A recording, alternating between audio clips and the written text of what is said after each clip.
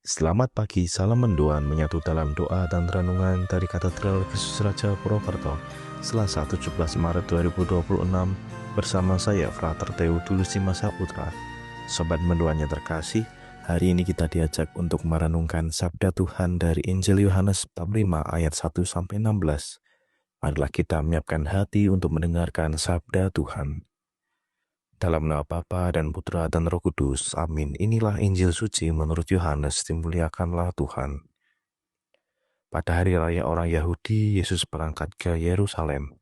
Di Yerusalem, dekat pintu gerbang domba, ada sebuah kolam yang dalam bahasa Ibrani disebut Betesda.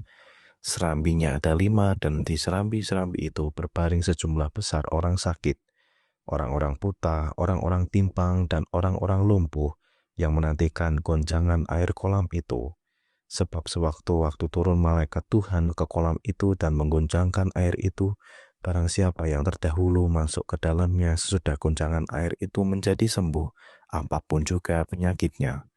Ada di situ seorang yang sudah 38 tahun lamanya sakit. Ketika Yesus melihat orang itu berbaring di sana, dan karena ia tahu bahwa ia telah lama dalam keadaan itu, berkatalah ia kepadanya, "Maukah engkau sembuh?" Jawab orang itu kepadanya, "Tuhan, tidak ada orang yang menurunkan aku ke dalam kolam itu apabila airnya mulai goncang. Dan sementara aku sendiri menuju kolam itu, orang lain sudah turun mendahului aku." Kata Yesus kepadanya, "Bangunlah, angkatlah tilammu dan berjalanlah." Dan pada saat itu juga sembuhlah orang itu, lalu ia mengangkat tilamnya dan berjalan. Tetapi hari itu hari Sabat. Karena itu orang-orang Yahudi berkata kepada orang yang baru sembuh itu, "Hari ini hari Sabat dan tidak boleh engkau memikul tilammu." Akan tetapi ia menjawab mereka, "Orang yang telah menyembuhkan aku, dia yang mengatakan kepadaku, angkatlah tilammu dan berjalanlah." Mereka bertanya kepadanya, "Siapakah orang itu yang berkata kepadamu, angkatlah tilammu dan berjalanlah?" Tetapi orang yang baru sembuh itu tidak tahu siapa orang itu, sebab Yesus telah menghilang ke tengah-tengah orang banyak di tempat itu. Kemudian ketika bertemu dengan dia dalam bait Allah, Yesus lalu berkata kepadanya, "Engkau telah sembuh, jangan berbuat dosa lagi supaya padamu jangan terjadi yang lebih buruk." Orang itu keluar lalu menceritakan kepada orang-orang Yahudi bahwa Yesuslah yang telah menyembuhkan dia. Dan karena itu orang-orang Yahudi berusaha menganiaya Yesus karena ia melakukan hal itu pada hari Sabat. Demikianlah sabda Tuhan, terpujilah Kristus. Sobat menuanya terkasih, dalam Injil hari ini diceritakan tentang seorang yang sudah 38 tahun sakit di kolam Betesda.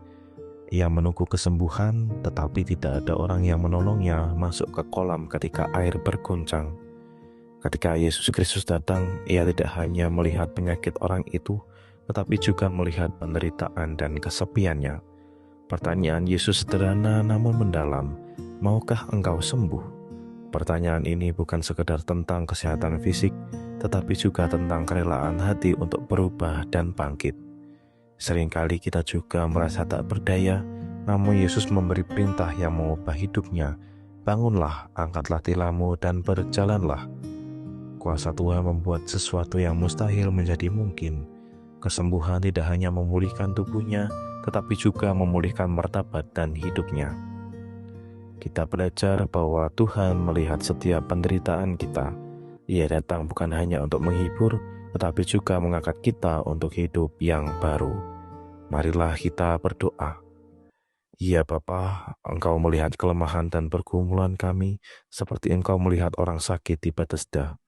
Bangkitkanlah iman kami ketika kami merasa lemah dan tidak berdaya. Berilah kami keberanian untuk bangkit dari segala hal yang mengikat hidup kami. Semoga oleh kasih dan kuasa-Mu kami dapat berjalan dalam hidup yang baru setiap hari.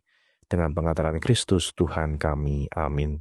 Semoga kita semua, keluarga kita, dan perjalanan hidup kita hari ini senantiasa dalam naungan berkat Allah yang Maha Kuasa, dalam nama Bapa dan Putra dan Roh Kudus. Amin. Selamat pagi, selamat beraktivitas, Tuhan memberkati, salam mendoan.